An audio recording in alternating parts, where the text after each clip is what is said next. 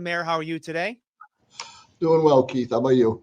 I'm doing well as well. The Fall River had its first, I guess, plowable snow event yesterday at the last day of February. Overall, how did the city make out? I think the city did very well. I mean, obviously, we did some brining work the night before, and then we had salt trucks out and plows going, as you said. And I think it was very little disruption in anybody's commute in the morning. I think I was out at 5:36. The streets were already in pretty good shape, and it was I like to say that it was like a warm snow. It didn't have a driving wind with it, and it wasn't 15 degrees. And we didn't get all that much, 3 or 4 inches. We can handle that. So I was very pleased with the effort at DCM and our public safety people to keep the city rolling at full tilt. Yeah. In terms of a lot of people were talking on Monday prior to the storm whether the city would issue a parking ban. The city did not. What goes into setting up a parking ban and when to implement it? A lot of discussions.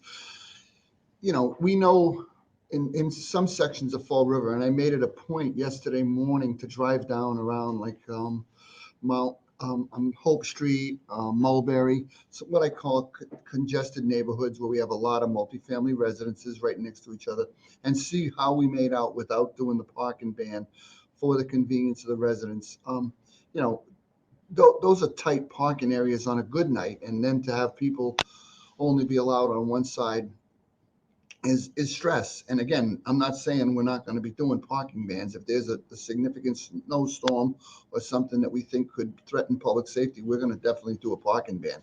But at the same time, when you have 3 or 4 inches of snow like that, I think we can maneuver around that okay. And as I said, when I was going down Mulberry, it was fine. I mean, those streets, had a clean path down the middle, and people could pull out of their parking spots on either side. And that's what you look for: is it convenient for the residents, and is it safe for them? And I think that's our criteria. And as I said to you before we came on the air, we watch every weather report we can right up to the last minute, and then we decided to roll the dice and make sure. I mean, if that thing had flipped and it would be 8 or 9 inches of snow, you'd be in here saying how much longer you're going to be in office, Paul, because you put the city at risk. But it worked out to the best. Yeah.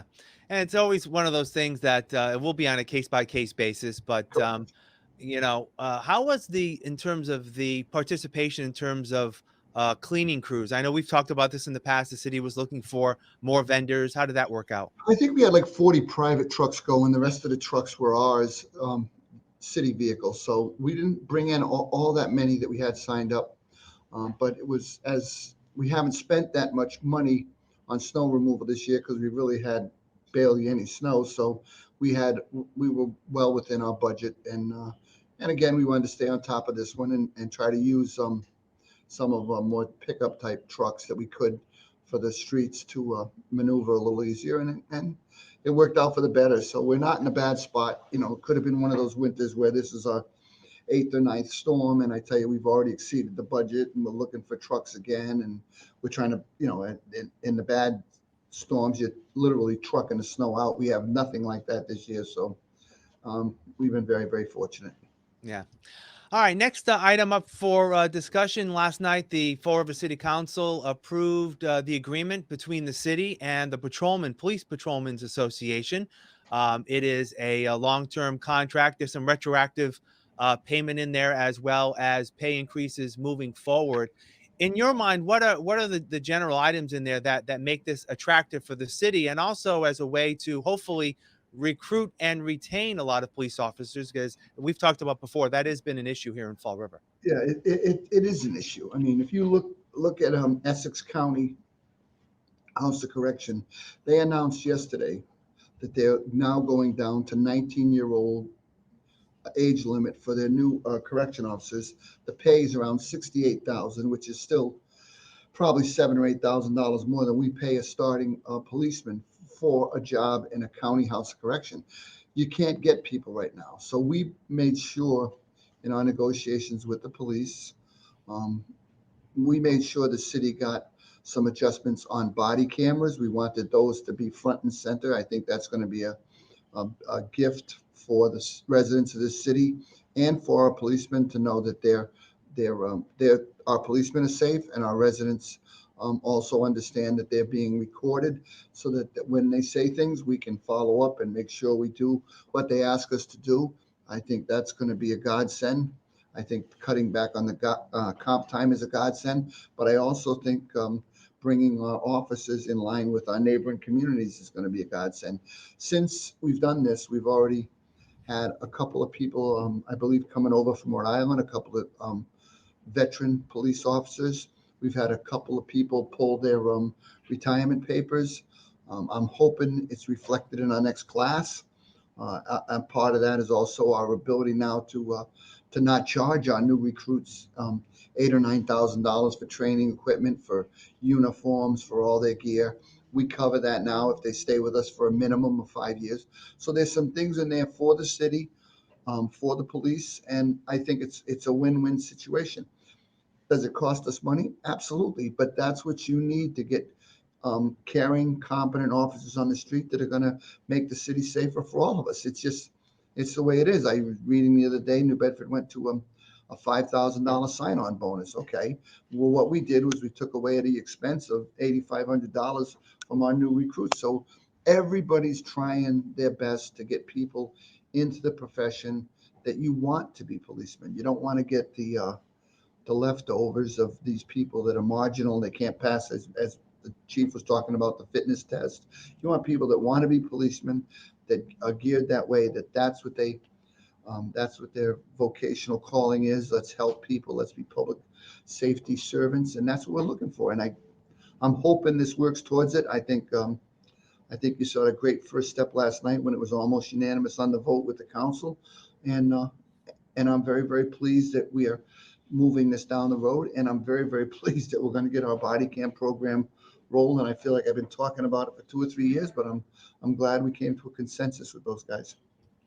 Any timetable on when the body cameras will be fully implemented? Do you know? I believe we have some of the equipment in right now. We've already done that, and I'm hoping that I can talk to the chief later today and see what our timeline is. Obviously, there is training involved that everybody would have to get. We don't want people, just turning them on and running around. We want people to know how to properly use them to ensure the safety of the public and to ensure the safety of the officers. And I believe that it's a good step for the city of Fall River.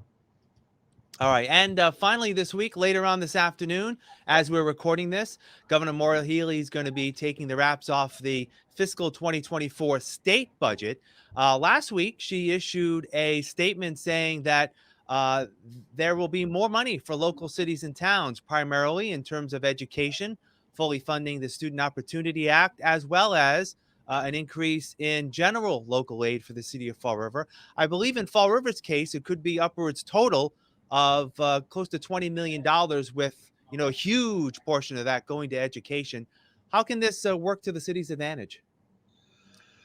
That's a good question. Obviously, the Student Opportunity Act is really rocketing our schools to a place where they're hopefully able to get these scores under control on our standardized testing and our kids learning at a level that we want them to be at.